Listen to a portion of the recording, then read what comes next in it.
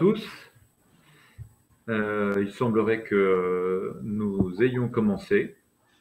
Donc, je suis Gabriel Quentin, je suis responsable technique chez Octave et je suis là aujourd'hui en tant qu'animateur pour présenter ces 45 minutes là, sur l'auto-rénovation et l'accompagnement des professionnels sur les chantiers. Et donc, mon rôle, c'est de passer la parole entre Jean-Marie Delay, qui se présentera tout de suite, et Margot Cambier, qui se présentera également dans un instant. Vous avez le chat et les questions. Donc, le chat pour discuter, les questions, pour poser des questions, ça me permettra de pouvoir les poser. Donc, vous pouvez, à ma compréhension, pas prendre la parole. Et sachez aussi que je ne vous vois pas, donc je ne vois pas les personnes. Donc si vous faites des signaux de la main ou quoi que ce soit, je n'ai aucun retour vidéo de la salle. Voilà. Je peux vous présenter Jean-Marie? Oui, voilà, Jean-Marie Delay. Donc je suis architecte depuis 1978. Rapidement, j'ai une expérience de chantier participatif en Haïti, en Équateur, dans le cadre de projets en développement qu'on a continué par la suite avec le bureau Artère. On est plusieurs architectes et on y allait successivement tout en ayant une activité ici. On a été les premiers étonnés de voir que dans les années 80-90, l'essor des matériaux de terre, c'était ça essentiellement. Et maintenant, quand on organise des chantiers participatifs, c'est en Belgique, c'est la terre, le bois, la paille, tous les matériaux biosourcés, quoi. Et alors, qui utilisait ça à l'époque? Beaucoup d'autoconstructeurs. Et puis, il y a 5-6 ans d'ici, en étant proche de Tuisa en France, on a cru nécessaire de créer une plateforme similaire à Tuisa en Belgique qui s'appelle les BATAC, les bâtisseurs accueillants en chantier participatif. Et voilà, la présentation portera sur le fait de comment et pourquoi on organise ce type de démarche dans le monde de la construction aujourd'hui qui ne correspond plus à toutes les demandes. Oui, d'accord, très bien. La présentation dure à peu près combien de temps? Je peux aller vite. C'est vrai que c'est intéressant de privilégier l'échange entre nous et avec les gens. Donc, j'ai quand même 44 images, mais je vais aller vite. Je propose d'aller vite, mais on ne voit pas, nous, les gens qui posent des questions. Alors, il y a une fenêtre de chat. Du coup, moi, je vois les questions et je tâche de les répartir dans la conversation quand Voilà. ça sera opportun. Donc, ça va. n'hésitez pas à poser des questions. Je vais lancer le PowerPoint alors. Alors, on va laisser Margot se présenter avant. Oui. Ouais. Pardon. Ouais.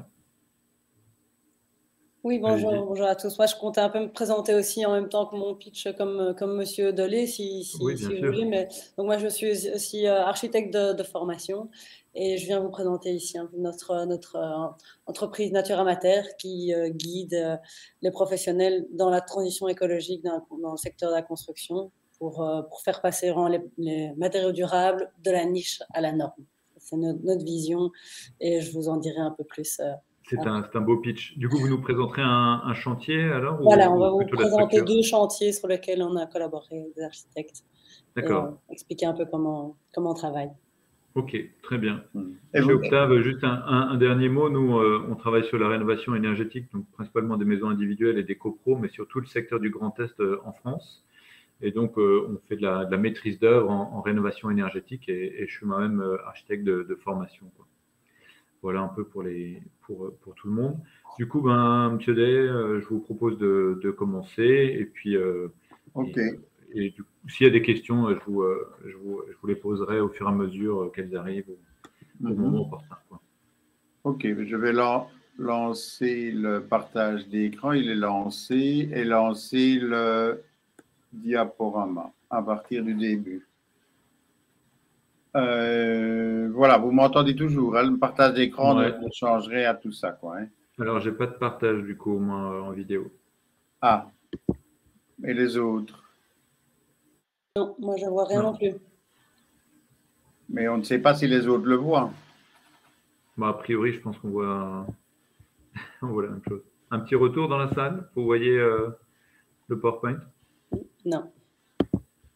Ah, Non. tout à l'heure, on a fait un essai et ça marchait. Ok. Ouais. Oui, tout à fait.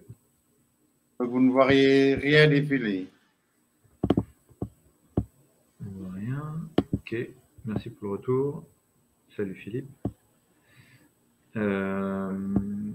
Partage d'écran, donc à côté de quitter le live, Oui, partage d'écran et vous avez partagé l'écran. Oui, il y a deux. Et ça, vous voyez quelque chose là? C'est c'est sous la vidéo. Oui, mais pour moi, le partage d'écran, quand on a fait le test tout à l'heure, vous m'aviez dit que ça marchait. Ah oui, on voyait effectivement. Attendez, je vais le repartager. Donc, là, c'est l'annuler. Voilà, là, qu'est-ce que vous voyez là? Ben non, Moi, je vous vois tous les quatre. c'est ça. Donc, je fais le partage d'écran, partager l'écran. Je vais partager l'écran numéro 2 que je partage. C'est bon, Et là, vous voyez le partage d'écran. c'est ça. Et voilà, c'est ça. Et alors maintenant, je vais lancer la vidéo, le Diapo, diaporama. ouais. Je vais lire à partir du début. Parfait. Ah, là, vous voyez quelque chose, là. Parfait. OK, voilà. Voilà, donc, si je n'ai pas encore dit bonjour à tout le monde, c'est dommage de ne pas vous voir, mais bon, je vois juste les quatre.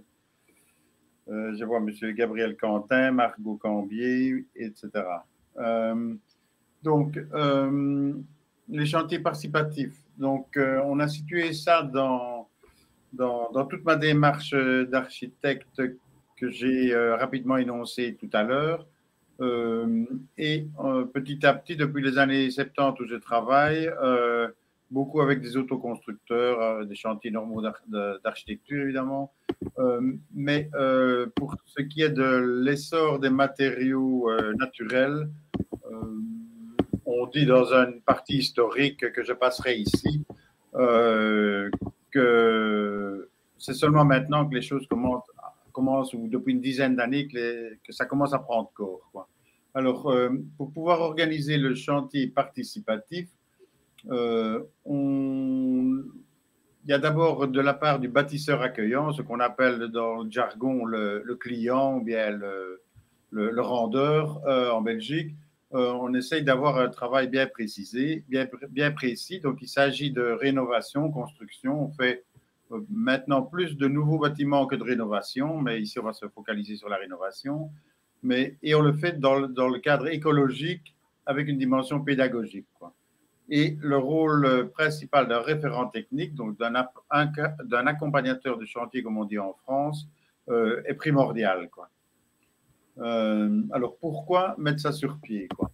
Ben, pour s'inscrire dans un autre type d'économie qui n'est plus compétitive, etc., pour pouvoir assurer une transition énergétique accessible au plus grand nombre, parce que, bon, nous parler de maisons passives, etc., avec un maximum de technologie, c'est pas vraiment là-dedans qu'on a un core business, là.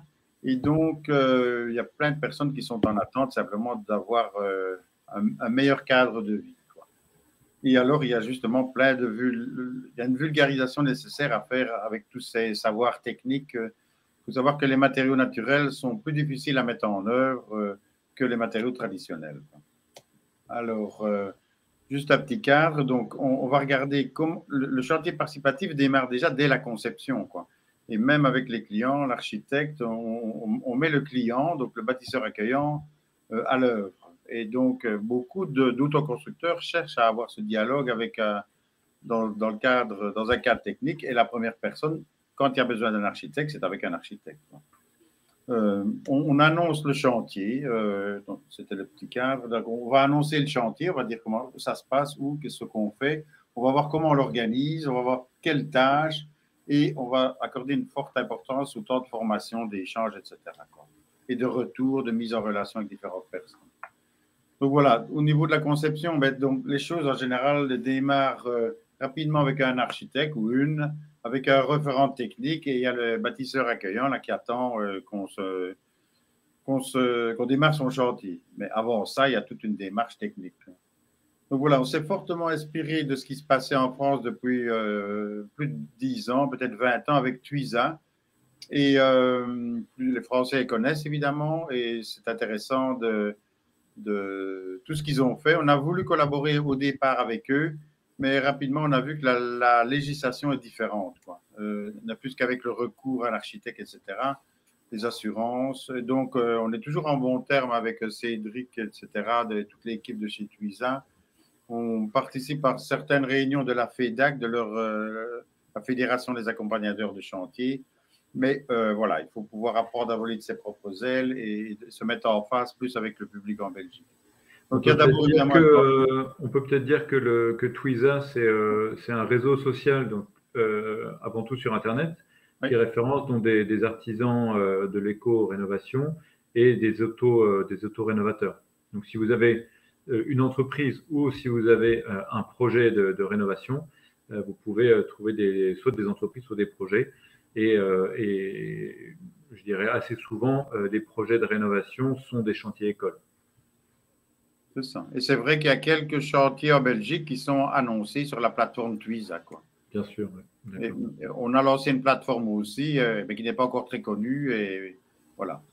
Donc, il y a l'organisation du chantier, je vais aller vite. De quelles tâches spécifiques on va parler? Ben, c'est vrai qu'on ne va pas faire une maison de A à Z. Les gens sont intéressés, par exemple, comment faire une toiture en paille, comment bien la ventiler, voilà, il y a différents chantiers. Je passe vite comment réaliser des caissons, si c'est cette technique-là qui est retenue. Les murs en paille, il y a plusieurs techniques de construction en paille. On parle souvent de grèbe, on a privilégié d'autres techniques, quoi. Il y a tout ce qui est enduit, évidemment, parce que ça fait un bon mariage, ça, le bois, la paille et la terre, quoi. Mais on n'apprend pas ça, ni au forum, ni à l'école, rien du tout, quoi. On apprend ça avec ses mains quand on va chez d'autres. Personne ne le fait, quoi. Et il y a beaucoup de personnes en Belgique qui vont faire des chantiers participatifs en France, annoncés par Tuisa pour se faire la main, pour voir de quoi il s'agit, parce qu'il n'y a pas assez de chantiers à ce sujet-là en Belgique. Et alors, l'importance du temps de formation avant, pendant, un échange après, c'est toujours utile, quoi. Alors, évidemment, il y a toutes des responsabilités qui sont forcément partagées, autrement que quand on a un triangle classique, on va le voir tout de suite, quoi. Et donc, il y a un triangle classique qui a été inventé depuis la guerre, après la guerre, en créant l'ordre des architectes et en leur donnant un monopole qui n'existe pas en France pour les petits chantiers. Et on va un peu vous expliquer comment. Et donc, voilà le triangle classique. Le rendeur, le client, moi j'ose dire le pigeon dans la société commerciale pour le moment, qui est-ce qu'on va plumer, quoi.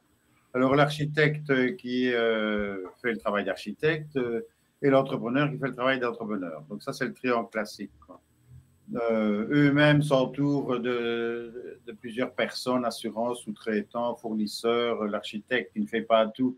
Il y a des études d'ingénieur ou de performance énergétique de bâtiments qu'il fait ou qu'il ne fait pas. Donc ça, c'est toujours le triangle classique, quoi. Quand vient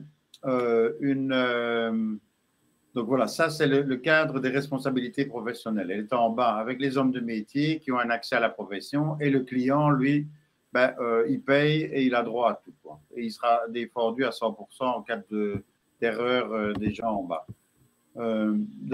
Dans le triangle classique de l'autoconstruction, le client, eh bien, voilà que l'entrepreneur n'existe plus en bas, ou un petit peu, et il y a l'architecte qui se retrouve tout seul en dessous. En fait, dans l'autoconstruction, le client dit que c'est moi l'entrepreneur, il n'y a plus d'entrepreneur, c'est moi, je vais tout faire ma maison moi-même. Et l'architecte, il dit oui, vous pensez, vous êtes sûr, est-ce que vous allez y arriver? Et il y a beaucoup Est-ce bien raisonnable? Oui, est-ce bien raisonnable? Bon, mais sans doute, quoi, hein, cet égal-là, le client égale l'entrepreneur. Toi, j'ai travaillé longtemps comme ça, quoi. En tout cas, en dessous, on se retrouve tout seul avec un architecte qui est seul responsable aux yeux de la loi, quoi. J'ai donc eu l'occasion, il y a quelques années d'ici, de collaborer avec mon assureur qui savait que je faisais beaucoup d'autoconstruction pour leur expliquer le principe. Et on avait édicté déjà plusieurs choses avec Nature et Progrès, avec une petite association locale, et on a mis tout ça au point avec un avocat au sein de mon assureur pour que mon assureur puisse voir à quoi je jouais, on va dire ça comme ça. tout en ne niant pas le travail en noir qui se fait sur tous les chantiers. Mais on voulait remettre un peu d'ordre là-dedans. Donc, voilà, le schéma classique qu'on propose du chantier participatif, d'un projet participatif, on a toujours le client qui est roi. Bon, le bâtisseur accueillant, on lui a donné un bon nom. Et on ne lui adjoint pas un entrepreneur classique, c'est un référent technique, c'est-à-dire que c'est souvent un petit entrepreneur qui n'a pas trop d'hommes et qui n'a pas trop de travail, ou des EFT en Belgique, ce sont des entreprises de formation par le travail, mais ça a déjà changé de nom depuis. Là, on essaye d'installer une synergie où on les met en relation. Et on a toujours, dans un chantier participatif, je ne mets pas l'architecte en évidence là tout de suite parce qu'on peut très bien faire un chantier participatif pour enduire un mur, pour construire un poêle de masse, etc. Et avoir un référent technique suffit, quoi. On n'a pas besoin d'architecte là-dedans. Et qui va venir là? Les personnes intéressées. Ah, tiens, moi aussi, j'ai envie de faire un poêle de masse. Un chômeur qui peut être envoyé par le forum en formation pour quelque chose de particulier. Il y a un papier à signer comme dérogation. Il ne cherche pas du travail, il se forme. Il y a un autre autoconstructeur qui se dit, ben oui, c'est peut-être intéressant. Il y a plein d'étudiants en architecture qui en ont marre de ce qu'on leur apprend et ils ont envie de voir autre chose ou ils font ça sur le côté. Donc, on a plein de personnes qui seraient susceptibles d'être assimilées à des personnes qui mettent les pieds sur un chantier de façon illégale pour faire du travail en noir. Donc, c'est ça qu'il fallait éviter. Alors, dans le cas où on a un architecte, il y a des cas nombreux où on a toujours un entrepreneur classique qui vient faire du terrassement, qui se dit, oui, mais qu'est-ce que c'est que ça, cette bande de zigotos là au-dessus qui viennent, quel est leur statut? Où on a simplement des postes que le bâtisseur accueillant ni le référent technique ne cherche pas à encadrer, mais on a un électricien, c'est un exemple. Donc, on a quand même un fameux mélange de personnes dans lequel il faut pouvoir hiérarchiser les responsabilités. Donc, on a des corps professionnels classiques qui se méfient ou pas. Alors, qui est responsable? C'est le référent technique qui est responsable de son chantier et qui accepte chez le bâtisseur accueillant et en relation avec lui cette multitude ou cette nébuleuse qui pourra accueillir. Alors, évidemment, si on a un architecte et qu'on a un entrepreneur, on a un architecte qui est responsable de ces entrepreneurs et on essaye de mettre en avant les assurances à prévoir pour la sécurité de l'ensemble. Donc, des assurances, dans le sein du bâtisseur accueillant, c'est lui qui sera le bénéficiaire principal, même si en payant cette assurance-là, il ne la paye pas directement, il la paye en payant un architecte qui est assuré, en payant un entrepreneur, etc. Et en payant, on va le voir plus loin, le référent technique, je le dis tout de suite parce qu'on n'a pas beaucoup de temps, à raison de 3 € de l'heure du référent technique, il y a moyen d'avoir un encadrement des bataques qui peut remettre un peu d'ordre dans tout ça. Alors, je passe à la suite. Donc, quand on sait ce qu'on veut faire, il faut une structure. Je vous ai dit, on a essayé avec Tuisa et on a mis finalement, on a manqué de rejointe et on est en bon terme avec une ASBL en Belgique qui s'appelle Nature et Progrès, qui existe en France aussi et qui avait aussi une dimension éco-construction qu'il fallait encadrer d'une façon ou d'une autre. Et donc, on a créé notre propre structure, les BATAC, les bâtisseurs accueillant un chantier participatif. Alors, on est en contact avec le forum qui nous envoie des personnes à former, ou alors des gens qui, comme les GAL, des groupes d'action locale, qui reçoivent des subsides pour améliorer l'isolation ou la transformation chez une partie de la population. Donc, il y a plusieurs GAL et c'est eux qui font appel à nous pour qu'on leur envoie référent technique. Alors, pour un peu animer les dias, je vous montre un peu des exemples de ce qu'on fait. Voilà, on a un vieux bâtiment, on l'isole. Comment on l'isole? Donc, il ne s'agit pas de parler technique ici, mais pour vous montrer un peu, dans le cadre de la transformation, quel type de chantier on peut encadrer. Isoler un bâtiment existant qui n'a pas beaucoup de valeur au niveau de l'extérieur, on l'isole par l'extérieur avec un enduit ou autre chose. Ici, on a un petit pavillon qui était trop petit, on l'agrandit avec des techniques de bois cordé, de paille, etc. On a des rehausses en ville, voilà, ici au-dessus, avec tout a été réalisé en paille. Il y avait juste un tout petit pavillon au-dessus de 2-3 étages. Bon, ou alors en ville, on a aussi beaucoup d'immeubles à rehausser. On voit la trace de l'ancienne toiture, on refait une nouvelle toiture complète, etc. Bon, voilà, Ok. je passe. Alors, je ne sais pas s'il y a une question ou quoi, parce qu'après, Bah, écoutez, à ce stade-là, pas de questions. Est-ce que quelqu'un avait des questions là, direct par rapport à ce que disait Jean-Marie? Sinon, je passe la parole du coup. Comment est-ce que ça se passe du coup J'ai juste encore un petit peu, je peux Oui? aller vite, je ne sais pas le temps que j'ai Non, non, bien encore. sûr, bien sûr. Oui, oui, voilà. Il y a 24, 25 minutes encore. Et si on veut laisser un peu de temps à Voilà. Margot pour faire sa Je vais, présentation et garder quelques minutes pour les tout à questions. fait. Oui, donc je présente vite les quelques diapositives. Donc, donc on a un site, on avait vu le site de Tuisa. Si vous tapez Batak, ce sera le Bataclan en premier, mais si vous tapez, en cherchant un peu plus loin, vous trouverez les Batak, les chantiers participatifs. Et alors, on a les deux plateformes classiques sur Facebook pour annoncer des chantiers, dire à tout le monde, ceux qui sont inscrits, s'il pleut, on ne vient pas, c'est plus réactif que le site qui est plus figé. Et alors, on a un petit manuel du bâtisseur accueillant qu'on remet au début et dans lequel on a une kyrielle on a un ordre de mission, il y a une charte, il y a une convention avec la ISBL, il y a des documents de réception de chantier participatif, on a le recours à des notes de chantier, il y a un document que les demandeurs d'emploi peuvent remplir s'ils veulent avoir une exonération et une autorisation de l'ONEM pour continuer à être dépendant de l'ONEM tout en venant sur un de nos chantiers. Et il y a les assurances, mais qui sont en gestation. Il y a juste, je vais passer ça vite, donc je l'ai déjà dit, assurer un temps d'accueil de présentation sur le chantier, les procédures de sécurité, l'intendance. Souvent, on a des chantiers participatifs, les gens sont intéressés, donc c'est ça, ils vont jouer le rôle de bâtisseur accueillant.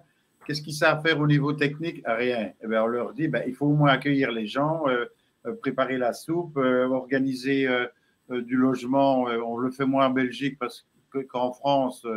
Voilà, il y a des choses qui restent à organiser pour avoir une vie de chantier. Alors, agir sur le chantier, voilà, je vais passer ça. Il faut définir des choses. Je vais passer ça vite parce qu'on peut les découvrir sur notre site. Dans le classeur que vous avez vu, les documents y figurent, donc on peut se familiariser un peu avec tout ça. Très intéressant comme ressource, oui, merci. Voilà. Ici, je vais vous montrer un document, il est rébarbatif. C'est un procès-verbal de réception provisoire et définitive des travaux en chantier participatif. On connaît ce verso-là de la page quand tous les architectes font ça à la fin d'un chantier.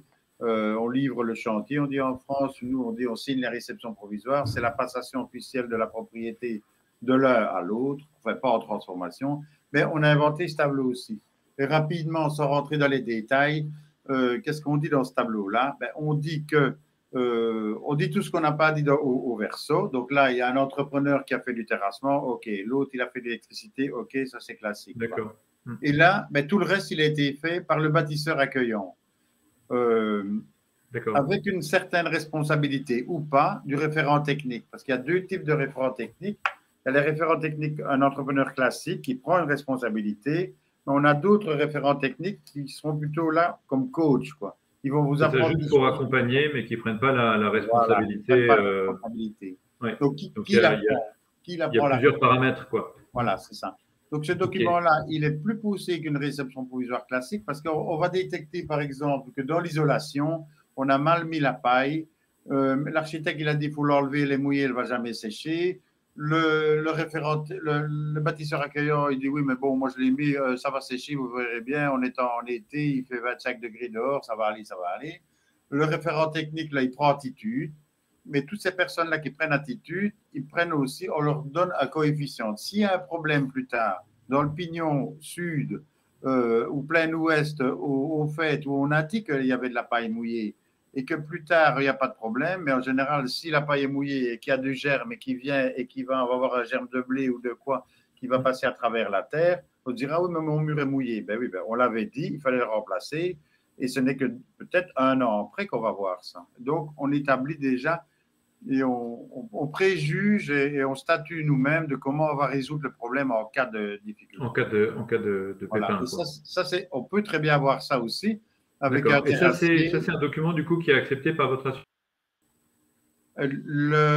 Non, l'assurance, elle ne m'assure que moi. Mais c'est évident que ce document-là, quand j'aurai un problème et que je serai assigné en justice, par exemple, ça. mis à la cause par un entrepreneur qui ne veut pas assumer seul les frais, oui, il a dit oui, mais c'est un chantier participatif, bien sûr, bon, il va profiter de ça. Ben, s'il vient profiter de ça, on aura mis ensemble un document où on est d'accord de dire une version des faits. Maintenant, on ne peut pas se soumettre à la loi. On est passé sous les 20 minutes, donc si ça ne vous dérange pas, je vous propose de passer la main pour laisser un peu de temps à Margot. C'est une belle équipe. Je vais quitter le diaporama et je vais quitter le partage d'écran. Non, pas quitter le live. Arrêter le partage d'écran. Voilà. Du coup, Margot, je vous propose de prendre la main. Ouais. Merci beaucoup, Jean-Marie. Donc, n'hésitez pas, pendant que Margot fait sa manip, de poser les questions dans le chat. Je vois qu'il y a l'air d'avoir 16 personnes dans la salle, si je crois bien. Donc, n'hésitez pas à poser des questions sur tous les sujets. On pourra se laisser quelques minutes pour revenir aux questions. Margot. Voilà. Magnifique. C'est bon, vous m'entendez? Oui. Moi, très bien, oui. Parce que moi, je ne vous vois plus du coup. C'est un peu perturbant. C'est vrai. Donc, voilà. Bonjour à tous. Je voudrais d'abord commencer par me présenter en quelques mots. Donc, comme j'ai dit tout à l'heure, je suis architecte de formation, diplômée depuis 11 ans. J'ai vu la construction sous plusieurs angles. J'ai démarré mon expérience chez un entrepreneur général, où j'ai suivi des chantiers plutôt du côté technique et terre-à-terre. Ensuite, j'ai intégré l'équipe de Baudouin Courtens, un bureau d'architectes actif dans le résidentiel plutôt de gamme. Et enfin, en tant que project manager chez un promoteur, un investisseur immobilier assez présent à Bruxelles, où tous les projets s'enchaînaient très vite, pas beaucoup de temps de repos, de considération pour tout ce qu'on mettait en œuvre. Et en parallèle, je faisais quelques rénovations pour des clients privés où j'essayais petit à petit d'apporter quelques solutions plus durables. Mais quand on a la tête dans le guidon comme ça en tant qu'architecte, c'est pas toujours évident d'y consacrer beaucoup de temps. Donc, le long de mon parcours jusqu'à il y a quelques années, j'ai finalement principalement préconisé et suivi des mises en œuvre assez habituelles, sans beaucoup les remettre en question. J'ai vu des containers avec des montagnes de déchets inertes, la présence de matériaux plastiques un peu partout et des odeurs chimiques avec tous les matériaux mis en œuvre. J'ai eu un peu un électrochoc quand il y a 7 ans, lors de ma première grossesse, à chaque fois que je venais sur chantier, l'entrepreneur me proposait un masque. Bon, alors aujourd'hui, c'est un peu classique, mais à l'époque, ça m'a fait un coup. Alors que bon, dans ma vie privée, je faisais fort attention à tout ce que j'achetais au niveau alimentaire, leur mode de production, leur provenance, éviter beaucoup les déchets. Suite à surtout une conférence zéro déchet qui m'avait beaucoup parlé. Mais pourtant, je n'avais pas tout de suite fait le lien avec ma vie professionnelle. Ça ne m'a pas tout de suite sauté aux yeux. Pourquoi la question du zéro déchet ne s'est pas posée tout de suite comme ça dans le secteur de la construction, alors que 38% des déchets de Bruxelles sont générés par ce secteur. C'est étonnant aussi qu'on ne fasse pas plus attention à la qualité d'air, à la qualité des matériaux qu'on met en œuvre pour chez nous, pour l'air que nous respirons. Malheureusement, aujourd'hui, seulement 2% des matériaux utilisés dans la construction sont durables. Alors, tout ça, ça a beaucoup cogité dans ma tête, jusqu'au jour où j'ai acheté une maison et que j'ai décidé vraiment de réfléchir à chaque matériau que j'allais utiliser et me diriger vraiment uniquement sur des matériaux durables ou de réemploi. Donc, une fois que cette porte a été ouverte dans mon esprit, ça a plus qu'être une suite d'opportunités. Reconsidérer vraiment chaque choix de matériaux, de techniques, de fournisseurs, afin de rendre ma maison plus saine et éco-responsable. C'est donc à ce moment-là que nous avons démarré l'aventure Nature Amateur, donc avec mes 4 associés, dont Jérémy, qui avait un pas d'avance, car il avait déjà fait l'exercice pour sa maison. Et malgré le fait que lui, il était aussi dans le secteur, architecte de formation, mais entrepreneur sur le terrain, les accès à tous les matériaux, le changement des habitudes des ouvriers, tout ça semblait encore très, très marginal et assez compliqué. C'est pour ça que, comme je vous disais, avec ma Nature Amateur, Nous avons vraiment comme vision de faire passer les matériaux durables de la niche à la norme en essayant de lever les freins au maximum pour accélérer cette transition écologique dans le secteur. Alors, comment on s'y prend? Tout d'abord avec notre casquette sourceur de matériaux. Donc, on explore vraiment tous les matériaux qui sont existants sur le marché, tous les matériaux intéressants, en allant rencontrer les producteurs, en s'intéressant à leur mode de production, leur mise en œuvre, les avantages, inconvénients de chaque matériau. Nous, on se focalise vraiment sur les matériaux biosourcés, géosourcés ou de réemploi. Au-delà de l'apport écologique de tous ces bâtiments, de tous ces matériaux, nous sommes convaincus des bienfaits et du confort dans la construction que tous ces matériaux apportent.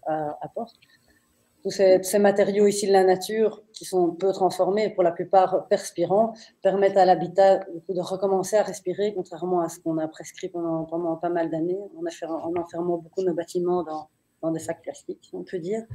Concernant le réemploi, oui.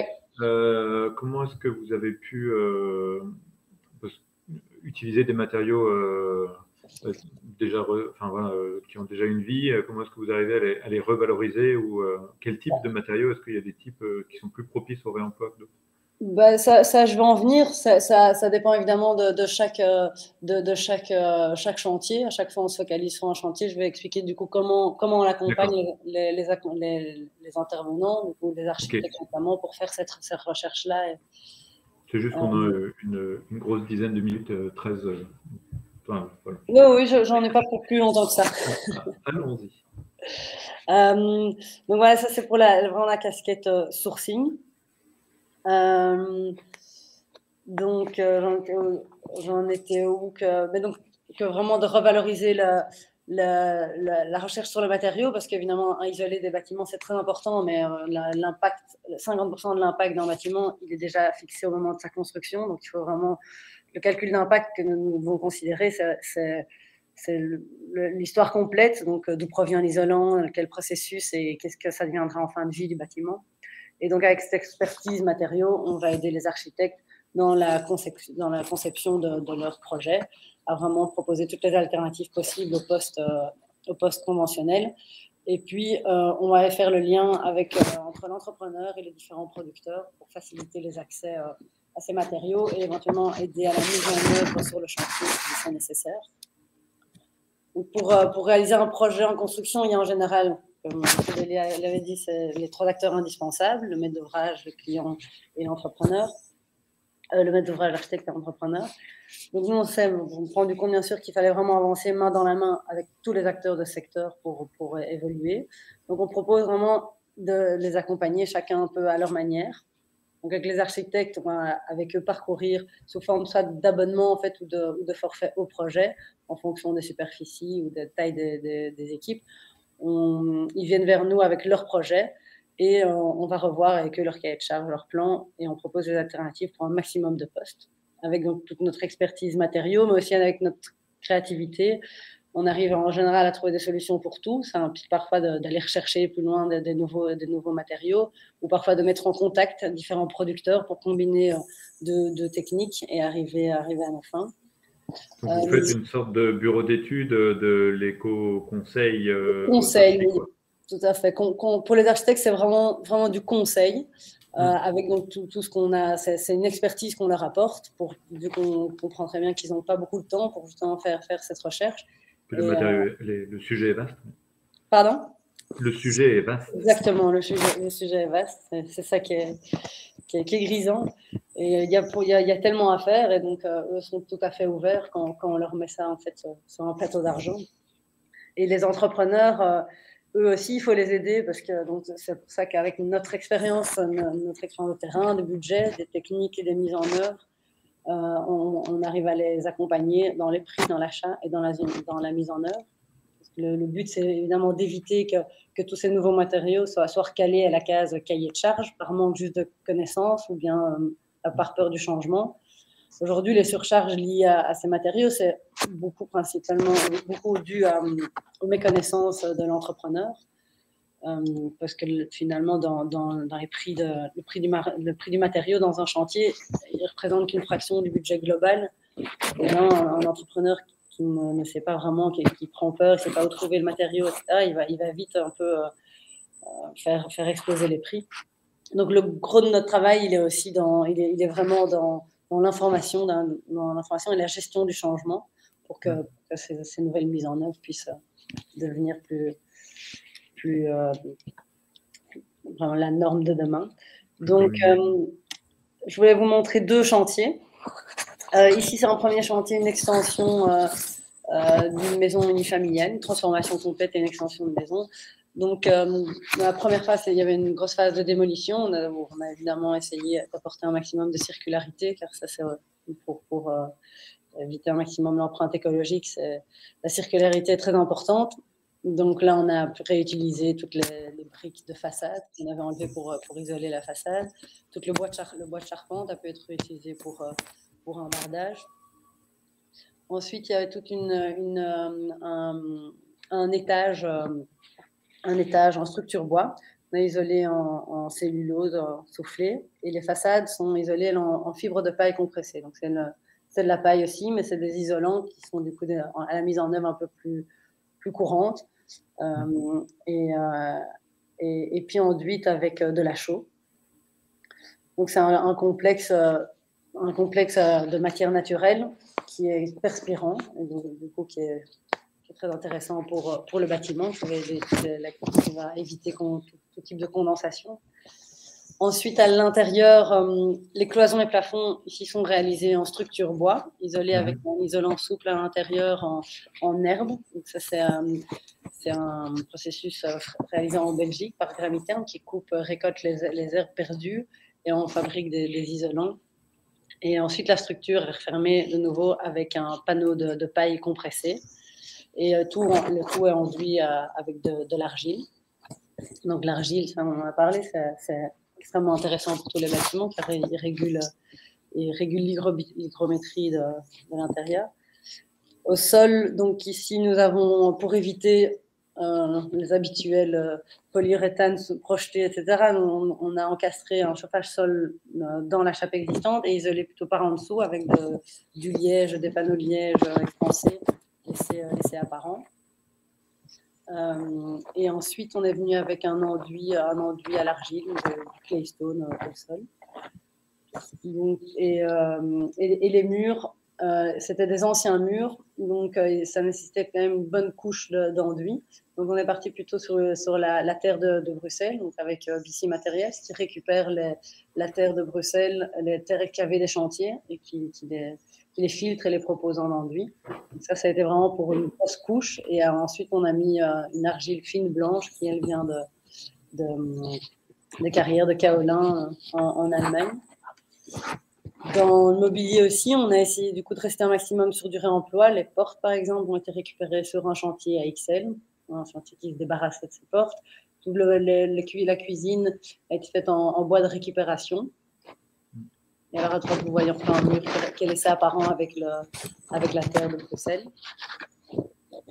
Donc ça, c'est pour ce chantier qui, donc au final, c'est une maison d'apparence assez contemporaine, mais avec des techniques et matériaux ancestraux, et donc qui ont rendu aussi un atmosphère perspirant et sans COV, une atmosphère très saine. Ce qui était Par exemple, pour la cuisine, ou le mobilier, c'est le propriétaire qui a pu réaliser ça, ou c'était vraiment avec le ça a été des menuisier que vous échanges, avez fait c'est vraiment des recherches de notre part de filière, donc on essaye d'être en relation avec un maximum de personnes dans le secteur. On travaille avec beaucoup de filières de réemploi, par exemple, qui sont du coup en contact. Du coup, on arrive à créer un peu un réseau. Nous, on est au courant de ce qu'ils ont en portefeuille, de ce qui va, ce qui vient. Et ici, le menuisier, c'est un menuisier qui travaille avec du bois de réemploi, qui récupère des anciennes poutres et qui les débite en planches. Donc, c'est plus en fait un réseau et un point de contact qu'on essaie d'offrir aux architectes et aux clients. Et du coup, vous avez, je ne sais pas moi, un outil pour partager, ou du coup ça se fait parce que c'est le bouche à oreille et sur chantier, ah, tiens, je cherche des portes, tu n'aurais pas des portes Pour le de manière moment, informelle le réemploi, ça se fait de bouche à oreille. Chacun, pour le moment, a un réseau, enfin, chaque filière, donc Rotor, Batiter, Retrieval, il y en a pas mal qui travaillent là-dedans et qui ont leur réseau. On a rencontré il y a quelques temps quelqu'un qui essayait justement de réunir tout ça, mais ça, c'est pas forcément notre core business. Mais nous, l'idée, enfin, en tout cas, c'est d'être au courant de ce qui se passe dans tout ça et de pouvoir proposer, du coup, nous aussi, avec notre réseau d'architectes, eh ben, on est au courant aussi parfois sur un chantier, ben, tiens, on est en train de démonter des tuiles ou des ardoises, et un autre chantier qui est intéressé par du réemploi. Et donc, c'est des chantiers qui peuvent se croiser, et c'est tout l'intérêt d'un seul point de contact. Ok. On a une question là sur votre utilisation avec les écomatériaux, donc sur le frein à vapeur. Est-ce que c'est quelque chose que vous pratiquez, l'étanchéité à l'air, ou vous êtes plutôt partisan si on fait les tests, blower test et tout ça? En tout cas, la maîtrise avec les freins à vapeur, les poses de membrane, ou plutôt oui, des parois respirantes. C'est quelque chose qu'on connaît plus par notre métier, entre guillemets, d'avant, mais nous, on va vraiment se concentrer sur la matière, mais la matière n'empêche pas, du coup, toutes ces bonnes pratiques. Le frein à vapeur est à certains endroits quand même encore nécessaire, et les étanchéités à l'air, pour le moment, avec les normes actuelles de PEB, c'est encore nécessaire, les blower tests et tout ça. Pour le moment, il me semble qu'on est quand même dans les nouvelles. L'étanchéité à l'air peut être réalisée avec des enduits, avec des plâtres, avec des techniques plus traditionnelles. Enfin, les maisons de 1800 étaient relativement étanches à l'air. Oui, mais quelque chose que vous. Blower test. Oui, tout à fait. Oui. Mais donc l'argile, lui, il va être étanche à l'air. Après,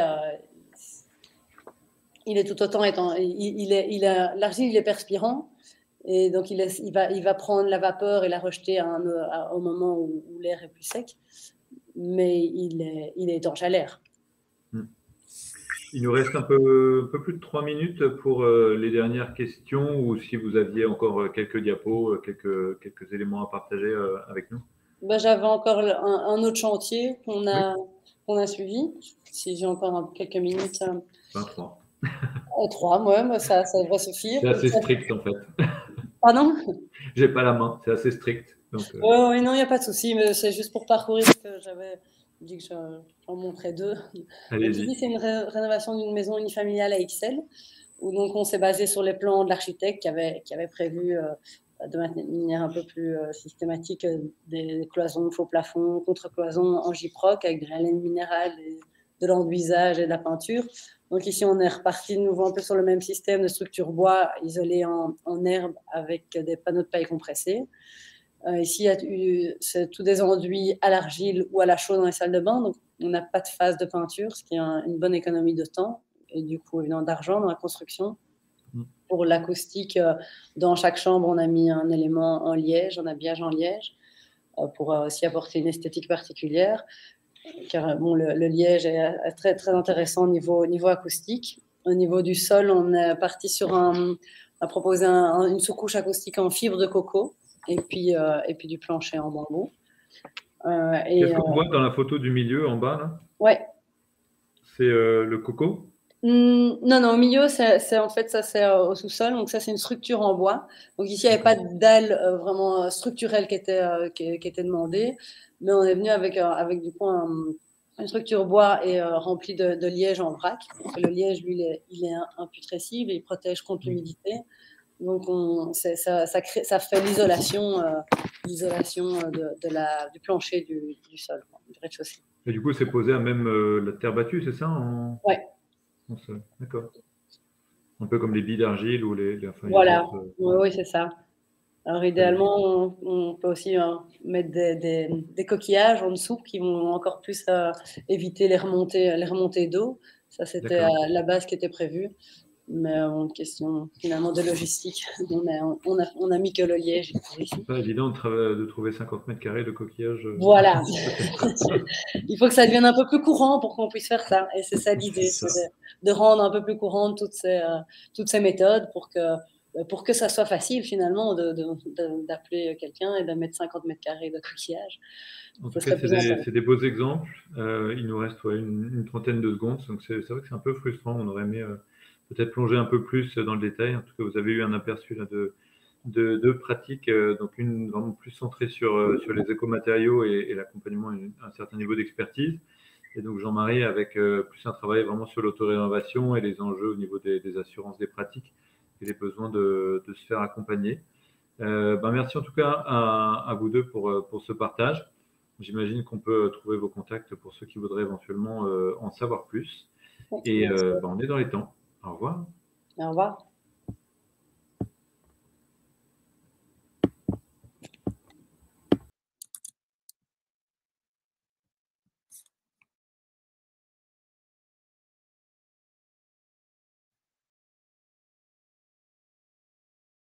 Margot, tu m'entends toujours?